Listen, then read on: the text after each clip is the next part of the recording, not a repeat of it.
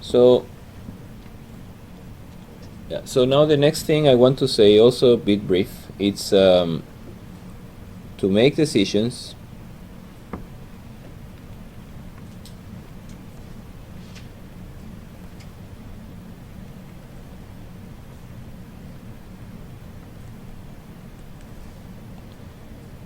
during field development. The company usually uses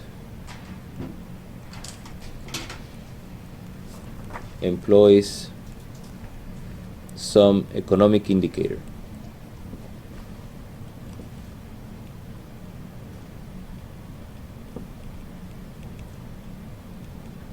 Okay. But I told you have to go from decision gate to decision gate, and from there you have to neglect, or you have to go away from decisions which are less attractive, okay, than others. And one of the factors, taking into account, the technical considerations, some constraints that I have, one of the main factors is some kind of economic indicator. Okay? And one of the main economic indicators is called NPV.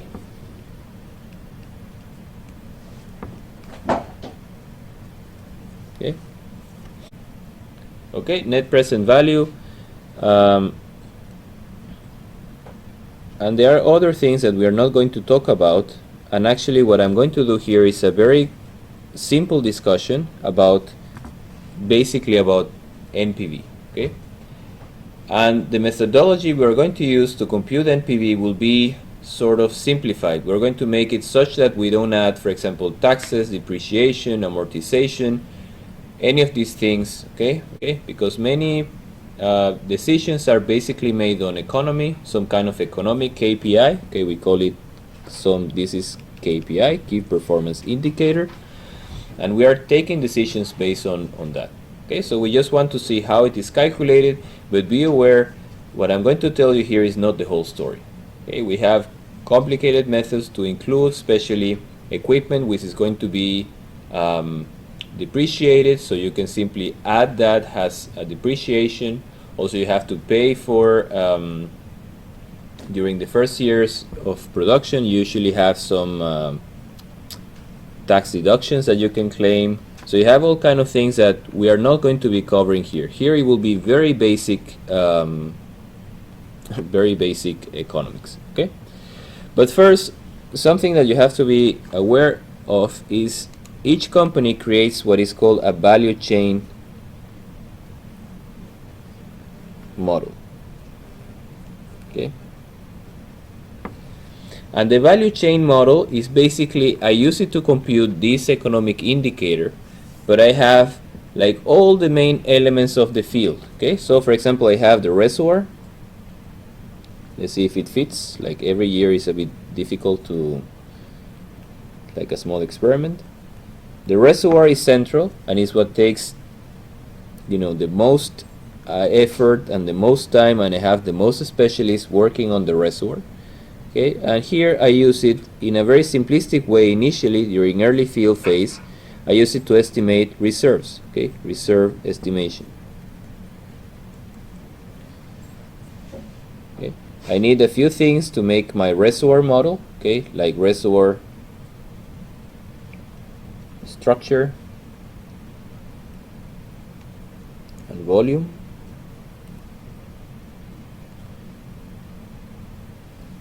I also need the rock properties, petrophysics,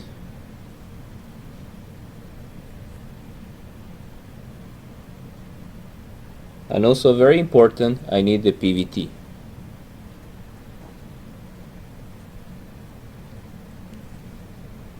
Okay, the PVT, some sort of PVT model. Okay. Then I can use that model. Sometimes I simply use that directly if I already have a reservoir model and I don't do any coupling. I simply can use that to compute production profiles.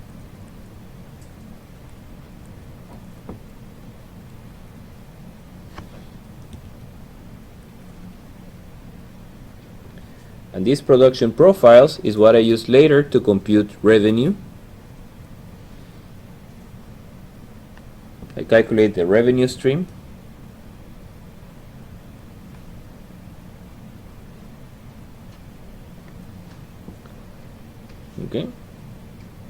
here sometimes I have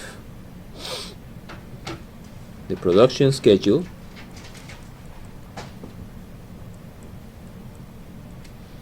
Okay, sometimes it's simply embedded with the reservoir model, sometimes it's separate. Okay, and it might be because I'm compensating the production of this field with the production of another field. Okay, or that it depends how much, depends about the drilling. Okay, how many wells do I have drilled by that time?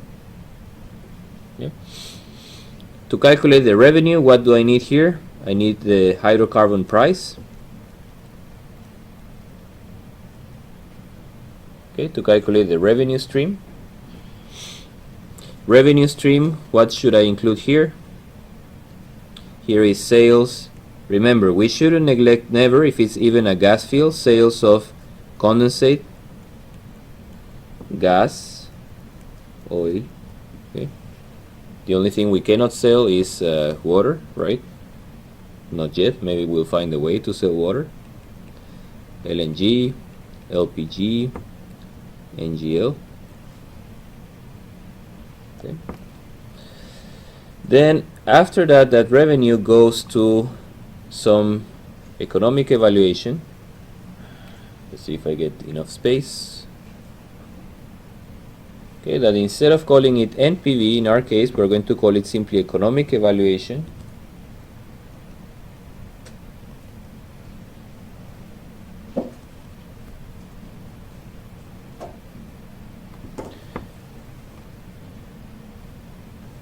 And that usually needs, if I'm operating in a particular country, needs also the tax regime conditions and the royalties. Okay. And to compute, then I compute simply the income, right? And I have also to compute the expenses, how much that's going to cost. And to do that, that's something usually I don't have too much idea initially. Okay, the reservoir I might have a roughly idea how much I will be able to produce, the volumes, the liquid, but then I have to know how much developing that will cost. Okay, and there is a large uncertainty if to use 10 wells, 20 wells, 15 wells, injection, no injection, what kind of injection, what offshore structure. There are many things. So in this part of the value chain model is where I have the greatest uncertainties usually. Okay, and let's say what I call the production system. Okay, depending on the size of the reservoir, the type of fluids that I have, the rates that I will produce, I have to define my production system. And here I have wells, which is almost like a separate department, gathering system, or what we say network. If I have any network, maybe I have simply wells producing to a platform. The well is drilled from the platform, and then I have no network, no subsea network. Then I have topside, which are my processing facilities, and then I have, which is one of the biggest items that are account for expenses and cost, which is the offshore structure.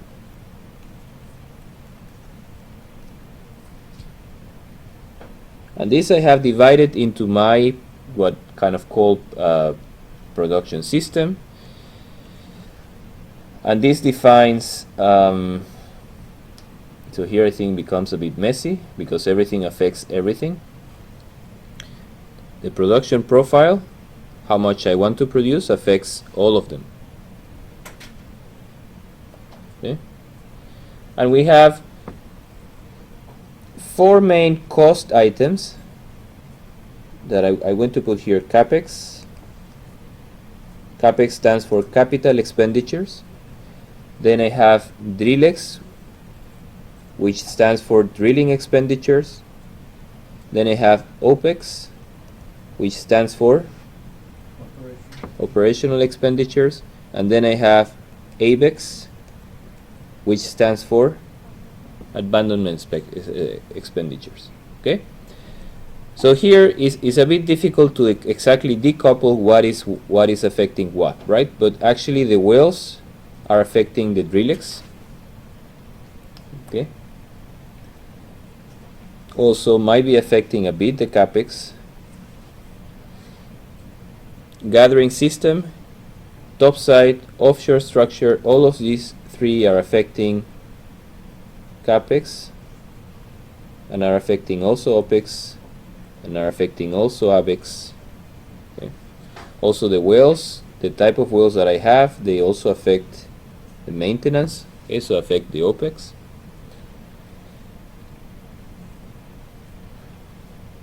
So it's everything kind of interlinked, but I'm trying to make a diagram just to show the first order kind of connections between all of these items. Okay, and finally, all of these costs, they enter into this economic evaluation.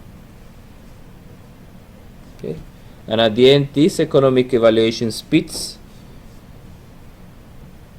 either this NPV value, okay, the internal rate of return, and or sometimes we have the break-even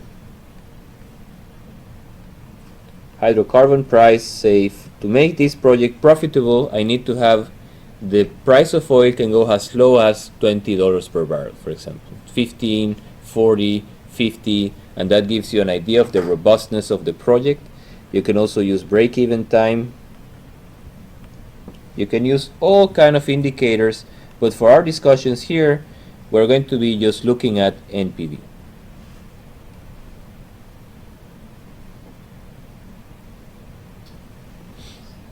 Okay, so that's what we call the value chain model, okay, that we have to create.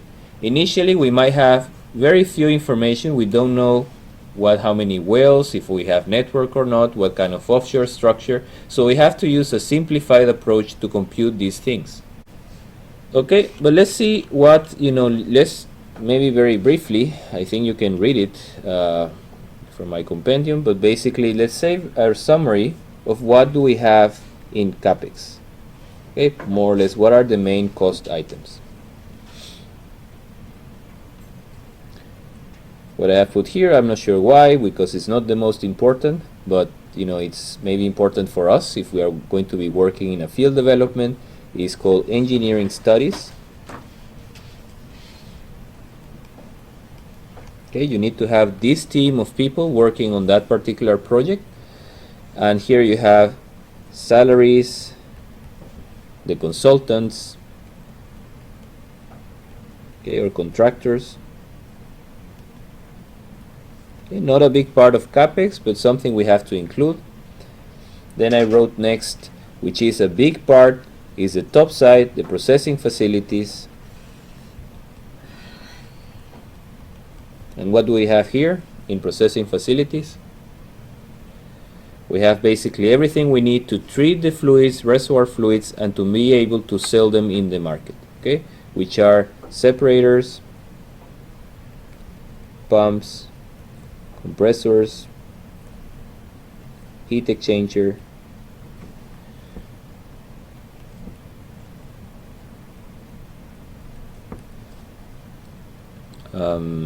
I have the control system,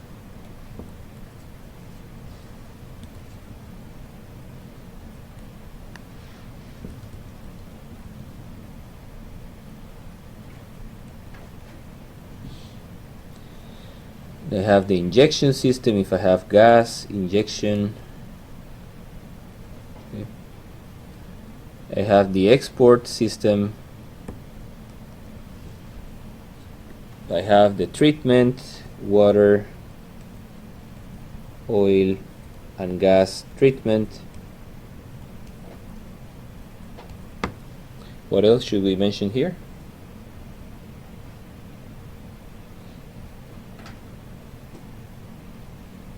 Well, what I call the processing facilities, and that actually is, you see, to be able to give a cost estimate, I need to know the size of the separator. I need to know how big. I need to know the wall thickness. What pressure is it going to be working with? What kind of material do I have to use? What kind of steel? Also the same thing with pumps. What kind of rates? What kind of delta P? What kind of material? What kind of... Okay. So all of these items, when I don't know much about the system, I'm not sure how I'm going to produce it, what it will be the rate per year, how is the GOR going to be evolving, okay, how is the water cut. So to size or to estimate the cost for all of these is extremely difficult, even impossible. Okay, so I have to use approximation. Then later, when I use the feed, when I in the feed phase, I can start to go more in detail to design each item separately. The other item cost that we define here is the offshore structure.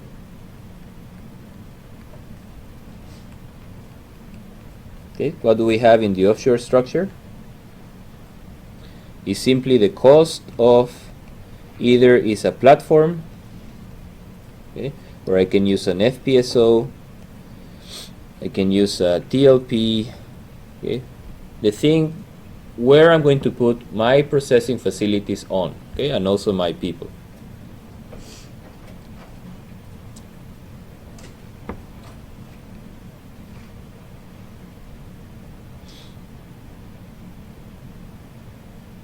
Okay, also I have the living, that adds some to the cost, living quarters. I have the auxiliary equipment.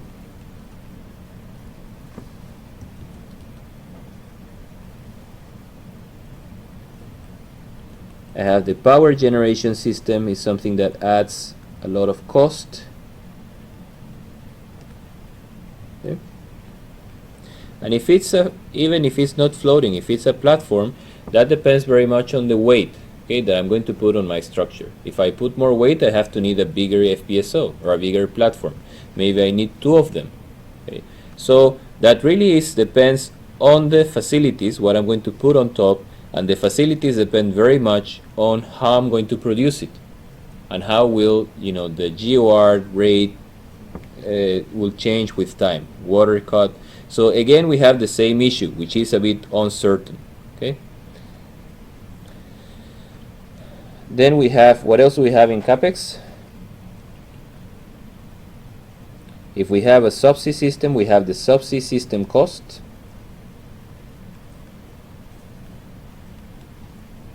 Where we add, for example, template. What else could we have? Flow line, pipeline. We have risers. We have umbilicals. We have also the control system.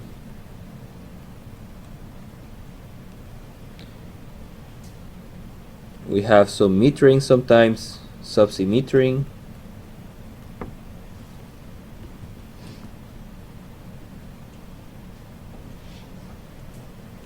We might have some subsea processing like boosting.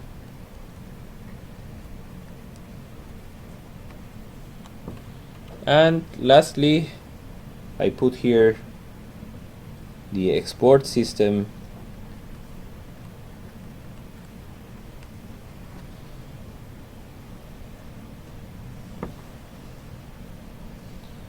Okay, I think I included more or less everything here. I hope.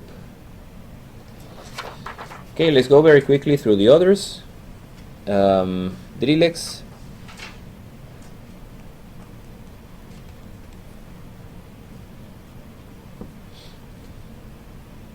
Okay, Drillex, we have the drilling rate of the vessel that we are using. Okay, sometimes they charge some amount per day, how much it will cost. Then I have the drilling materials.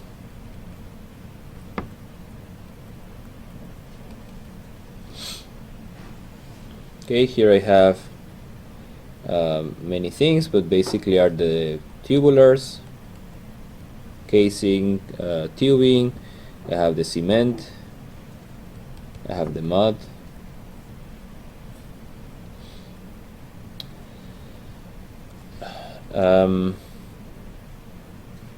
Also I have, if I have any well completion, usually this is also included here.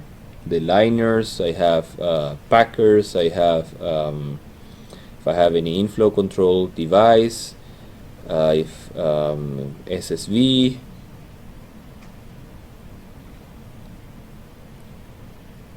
okay, the wellhead.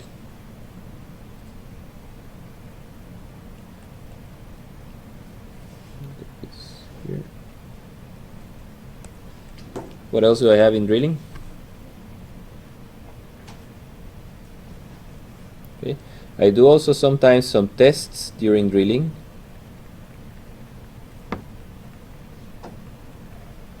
Okay. And that's also sometimes included as part of the drilling. Okay. I do logging, DST, pressure test, I do sampling.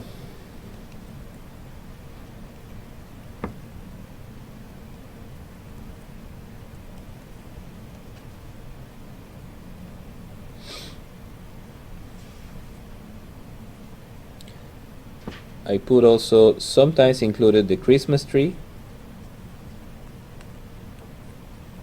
as part of the Drillex, and then also all kind of drilling tools that I need for my drilling. Okay, but really dominating parameters here is the drilling rate of the vessel. Can be very expensive if I rent a drilling ship or a jackup to make drilling. This will be a very hefty price. Okay, it will be $500,000, $1 million, and you have to pay, and that's for example, 200 to 300 days. Okay, so there, only that part is a big part of the expense. Okay, but also the rest adds up. Few million there, few million there. Okay, like if we count every krona that we have, for them is counting every million here, million there. Okay. Opex. What do we include in Opex?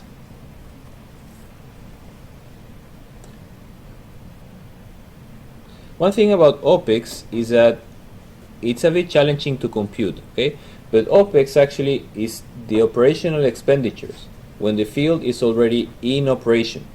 So that means that expense, I make it much further into the future. When I buy the platform, I do the drilling, it's usually very close from when I'm planning the field. Okay, so this Opex, as it is done much later in life, when it's discounted, it doesn't make that much impact in the NPV. Okay, on the contrary of, for example, Drillex and Capex. But the Opex is very important to define the abandonment rate. Okay, you always have to have enough production such that you pay for your operational expenditures. So basically the Opex tells you for how long I will be able to produce. Okay, so I'm saying for the NPV might not be that important, but it's important to estimate. Let's put that comment here.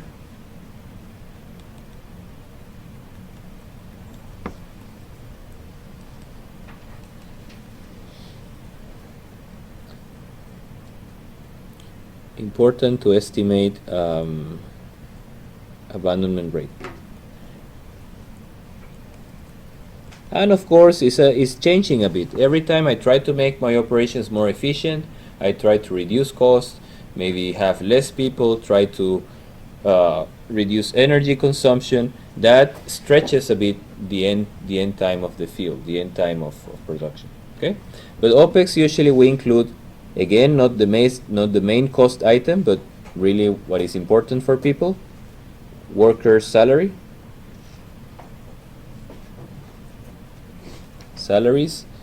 We have insurance. Okay. We have maintenance.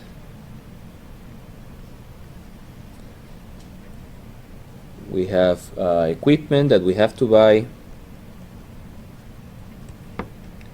We have well intervention. Okay, depending on what have we decide during the phase. If the wells are very complex, they need frequent intervention. For example, they have a pump I have to change every 2 years, so I will have some intervention cost. Power consumption.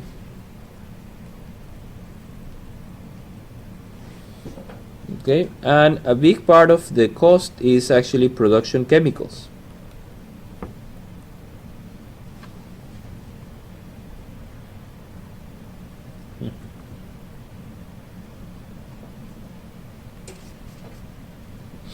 Okay, and we are going to talk a bit about that later, but actually all chemicals that are hydrate inhibitor, wax inhibitor, scale inhibitor, if I have a biocide, I have corrosion inhibitor, demulsifier, I have many chemicals that I use for on the field.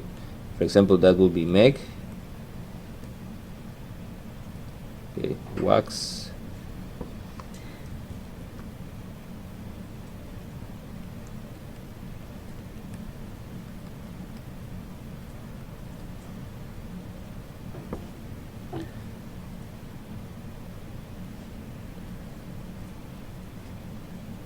You think that an associate professor at NTNU has to deal with such problems?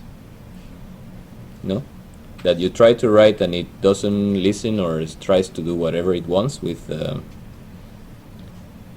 well, maybe not a professor, but associate professor, but still, you know, I still should have some privileges.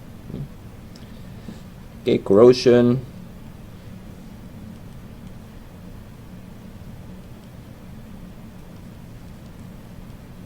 Etc. Let's say etc. Okay, what else can we have? We can have pigging, transportation, and export.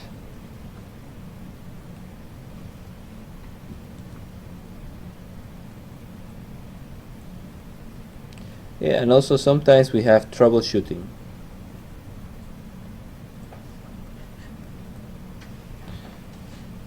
Okay, and I just want to make here the comment that troubleshooting, let's say something got damaged, you have an issue that the mixture doesn't separate as quick as you wanted. Okay, so then you have to have a bottleneck problem. Typically, the problems that I have, they don't cost too much Opex, but they actually cause loss in revenue. Okay, which that is really the critical part. Okay, not because they are costing more, you need to buy more equipment, but actually because they are prohibiting you to achieving your levels of production that you wanted, okay, or the highest levels of production. Okay, and then Avex, to stop with the writing, Avex, one big part of this cost is well plugging. Actually here there are some aid from the government. They finance part of this plugging. A big part of it actually removal of flow lines, pipelines, removing of the offshore structure, okay, cleaning. We have monitoring.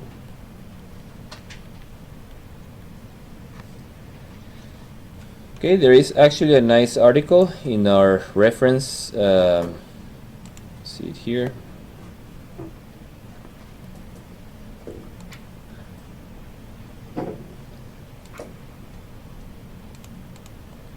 Reference material.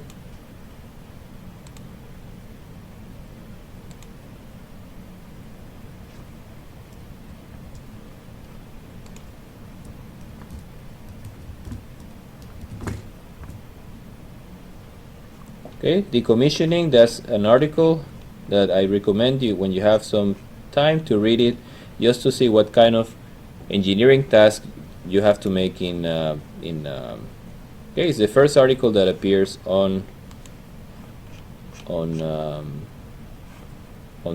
this reference material. Okay, so how do we perform our NPV calculations? Okay.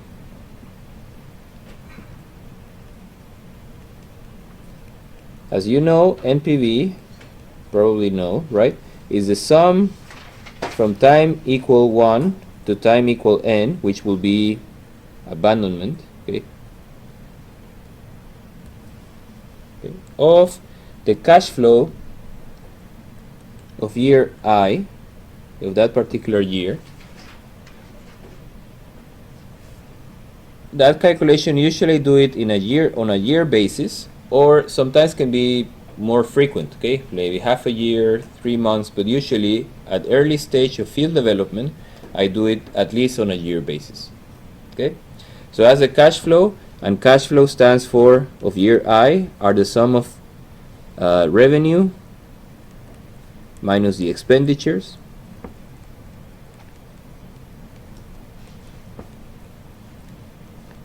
of year I, okay, and these have to be done in dollars of that particular year or in NOK of that particular year, okay.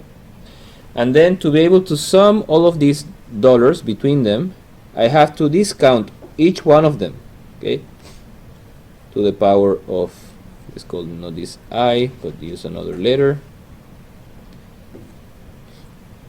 Okay, let's call it maybe D, where this D is the discounting factor, discount factor.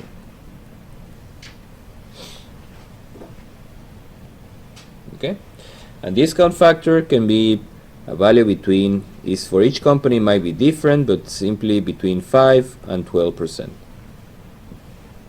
Okay, it typically is within that range.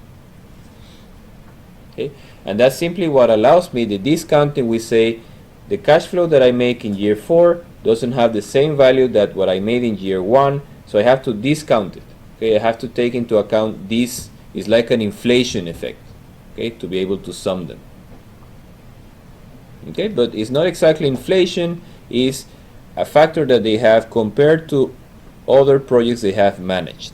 Okay, if they say instead of having this amount of capital, instead of investing it in this project, I invested in something else, I will get this rate.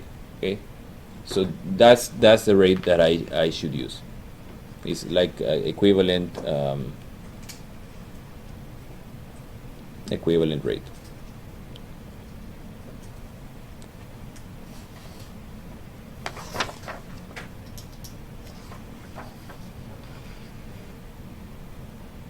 Okay, and that's what we said initially. So expenses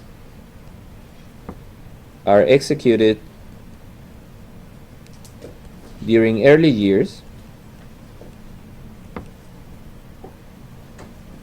So this factor 1 over 1 plus D to the power of I is small, so it's close to 1, sorry. Okay, I think we had a table. I think the first day of the lecture I made a table showing this factor with different years. Okay, we can try to make it once more. Just to justify, I didn't just talk and write, but also we had some calculation. Otherwise we become a bit politician, right? Or majoring in literature, something like that. So this discount factor, and remember this has to be expressed on a yearly basis. Okay, we are making our calculations on a year basis. This will be 0.7.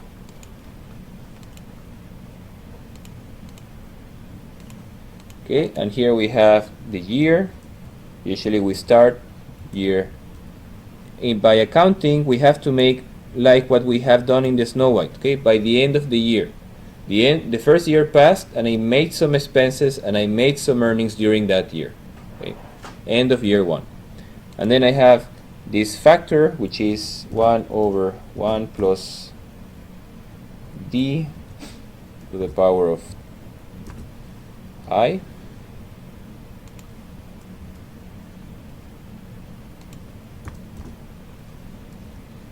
Okay, so it's 1 over 1 plus this factor, I freeze it,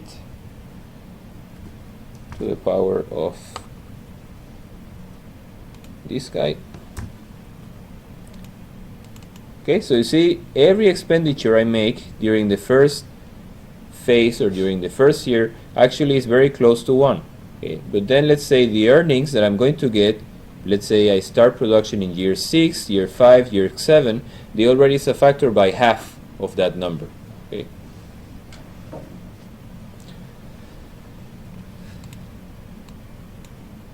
So that's the expenses. That's why Opex, let's say Opex happens when I have already the start of production, very late. So the Opex even might be a big number, still is discounted by those. So Capex, Drillex,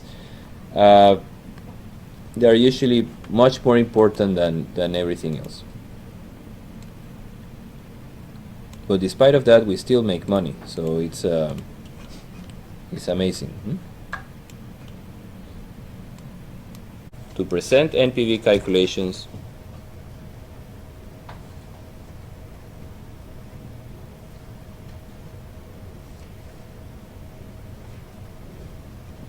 graphically, okay, we typically have, for example, the cash flow. Okay, we can use, in this case, it's good to use $1 million, okay, because these numbers are big, versus time. And you see, initially I'm just spending, everything will be a big expenditure, and then finally I start to get positive cash flow. Okay. Or you can also plot the cumulative NPV. What happens with NPV with time? Sorry, time here.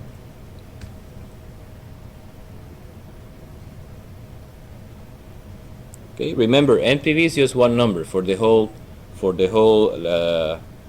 project, but in this case we say cumulative NPV. That means for every year I can have one NPV that is, for year 1 will be just year 1, for year 2 will be year 1 and year 2, and so forth. Also in 1 million, okay, US dollars. And be careful, these dollars that I have here, they are on each year. Okay, the dollars that I plot here, they are on year 10, on year 20, on year 20, 14. Okay, but the dollars that I show here, they are all the same dollars of time 0, because that's what I did to be able to sum them. Okay, so be careful, these are different dollars. Okay, so let's put here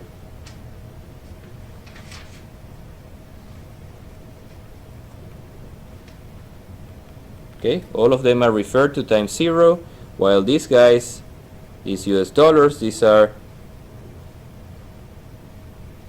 of each year.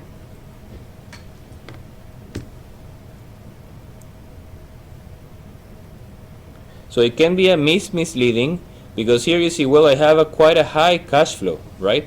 But when I compound that to NPV, actually that doesn't represent that much because of the discount factor. I have that factor shrinks, okay, and we said maybe like half, maybe 1/3, it shrinks, okay. So, but the profile is actually quite similar.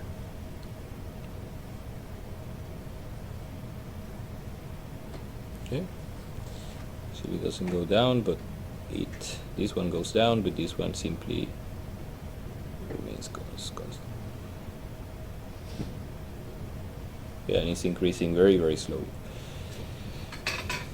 So offshore projects typically have a very big dip in NPV initially, and then they start to become positive.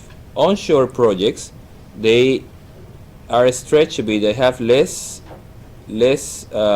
expenses initially, but then the revenue is not that, also is a bit delayed. Okay, so this is more like an onshore project, and this is more like an offshore. Okay, because we mentioned that in offshore we have to have all the infrastructure already built from the beginning. Okay, and in the onshore we can have less infrastructure, start producing. Maybe this one actually is not exactly like that, but actually I can get a healthy cash flow early. It's not delayed, okay. Something like this, okay, early. But then the earnings are not that much. It takes sometimes longer time to get the same earnings. Okay. Well, it really doesn't make sense to plot here 0. I should make it really with simply with year 1. Okay, should start in year 1. Okay, but so it actually should start, if we want to, maybe you'll see the actual plot now because I have made it for you in Excel, but actually should start here. Okay, and also this one starts someplace here.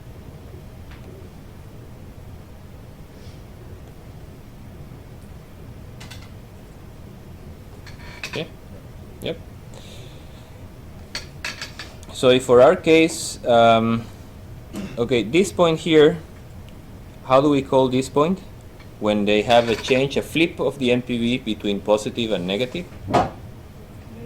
Break-even time.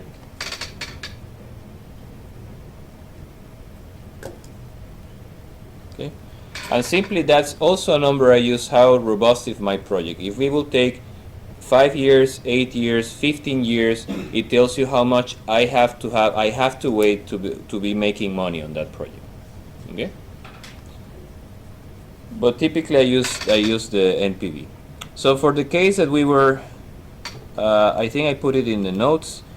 We didn't do the plot. We were a bit running last class, but that's how the values that we found. Okay, investment is becoming very, very negative initially for minus $4 billion, and then the NPV is slightly increasing and then becomes positive. Okay, and here it starts increasing very sharply, but then it's simply becoming flat. Okay, every time, because the production here is declining. So every time I'm making less and less revenue, I have also some operational expenditures, and when my NPV starts to go down, that's where I should stop. Okay? That's where I should say we abandon production. Okay, and that's the time where the revenue is equal to the operational expenditures. Okay, and in our case, this break-even time is between year 13 and year 14. Another thing is we always have to make, and the traditional way we take into account uncertainty is by using the principle ceteris paribus. Okay, the effect of uncertainty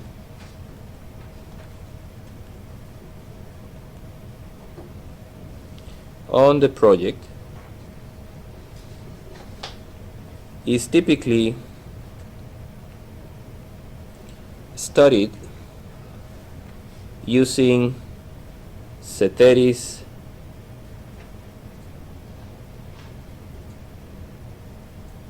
paribus. Okay, and what that means is simply a fancy term to say one variable at a time.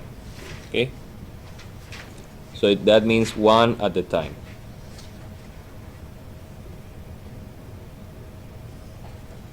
That means I keep everything else constant and I see the effect of one parameter. Okay, then I keep everything constant. So for example, we can have oil price uncertainty. Okay, we can have also cost uncertainty. Okay, the cost uncertainty for early phase is plus minus 40%, but by the time of the PDO, I try to reduce it plus minus 20%. Okay, that's for DG3. Okay, but DG1, DG2, that number is plus minus 40%. Okay, what other uncertainty could I have? Oil price, cost. Okay, volume, the N. Okay, and simply it's actually made in a very simplistic way. I have the base case NPV. Okay. Then I make almost like a table. Like you have oil price. Okay, and you have minimum and maximum. And you have the NPV of that minimum and the NPV of that maximum. You have also the original oil in place, or the Q. Okay, you have also NPV minimum, NPV maximum. You have the Capex, for example, cost. You have NPV, also the NPV. So simply you are changing, because it takes so long time to change. If you change the oil price, it's not a big change, okay? Because it's simply you have to take all the data that you have, the same production profile, everything, and you multiply by a higher price, okay? But initially, the initial oil in place, that is a big thing, okay? I have to change my models. I have to change reservoir model. I have a material balance model. I have to rerun production profiles. So really, actually getting these two numbers is a big engineering work, okay? People are not going to be happy with you. Okay? And Capex also, I simply can multiply the numbers or can say will be pessimistic or more optimistic. It depends, but actually I can also work it with some sort of multiplier. Okay? And these results are presented, I think you have seen that before. It's called a tornado chart. Okay. In the x-axis I put the NPV, let's say $1 million, and here I put the value of the base just to have a reference to see how we are. And then you say, what happens if I increase the oil price by 20%? I get a block like that. Okay, the price will increase up to here. So you say oil price plus 20%, oil price minus 20%. Okay, and here you have the value of the NPV. Okay, this NPV that I mentioned before on the table. You can also have the Capex. The effect of the Capex usually is a bit smaller than the price.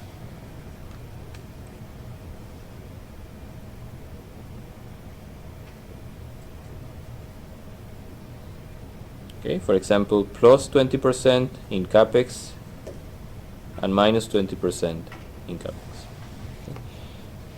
You have the effect of the N, for example, can be significant also.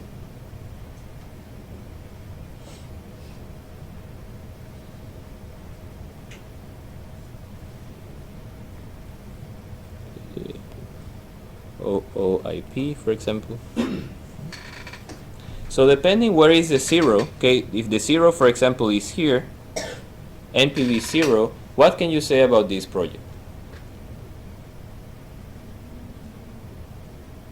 That is not so robust, right? Every small change, let's say there is a cost increase for some reason. There is this virus, you know,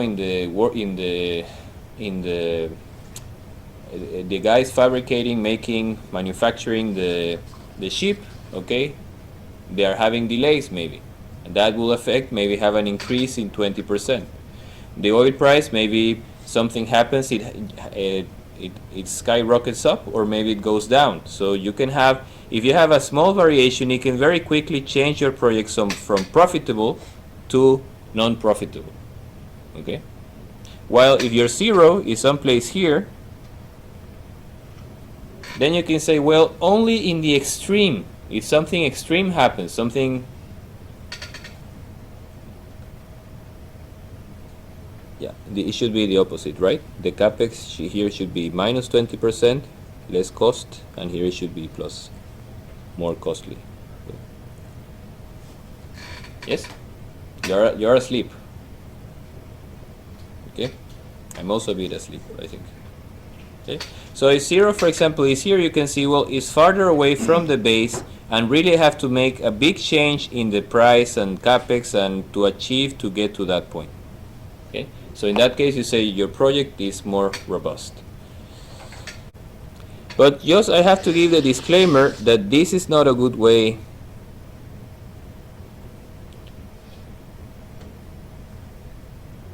to evaluate uncertainty or quantify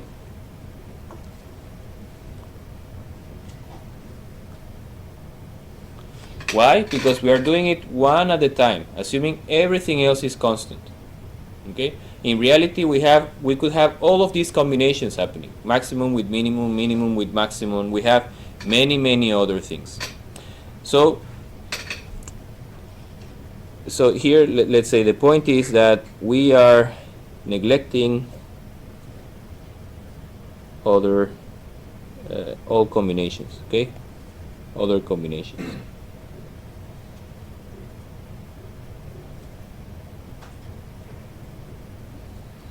Okay. To do that, that's the topic we're going to take after boosting. That is, we're going to talk about probabilistic reserve estimation. We have to use sampling methods, and we use methods like Monte Carlo, Latin hypercube, to try to quantify that that spread. Okay, and the way we do it simply is we try to make not a chart like that, but we try to make actually a chart that tells me probability here and NPV here, for example, and you try to make a chart that looks something like that. Okay, that tells you for my project I have, considering all uncertainties, all N, oil price, everything, I have, this is the most likely value, and let's say 0 might be here. Okay, and I can see what are the chances or the probability that I will get a negative NPV. Okay, which is very similar to this plot if you think about it, right? But for making this plot, I only had to make 6 runs, okay, or 7 runs. 1, 2, 3, 4, 5, 6, 7. That's why the industry likes it, right? They just go and change what at the time, and they calculate these 7 values, okay, to make this chart. For this one, I maybe need more cases, 500, 200, a million, 1,000, okay? Depends how many variables we are using.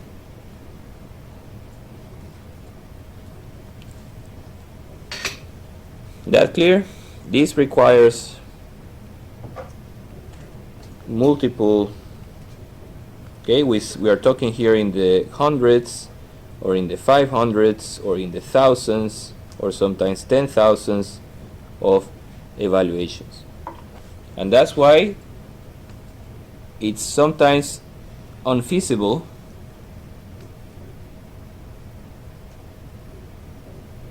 because if we want to ask, for example, now we have a new plateau rate and we want to ask the cost, okay, then it will take a month.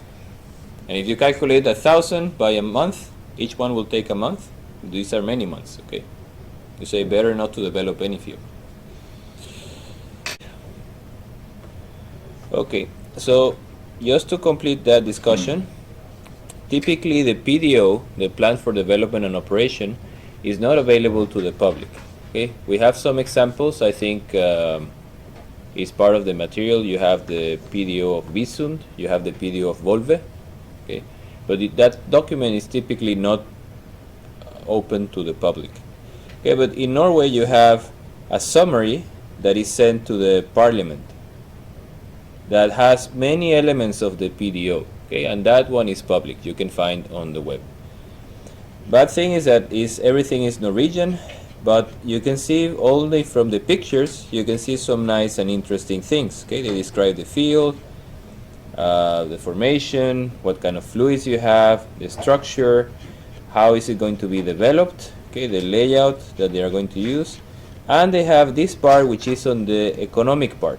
Okay. They use bookmål, but I think they use investeringar. That's nynorsk, right?